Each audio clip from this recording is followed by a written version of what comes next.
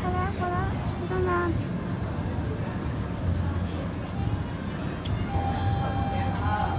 เอาง่ายๆมันรำคาญมึงไงแม่ดิ2 คนเมื่อก่อนมันจะนอนก็ไม่ให้นอน เอ้ยนู่นพี่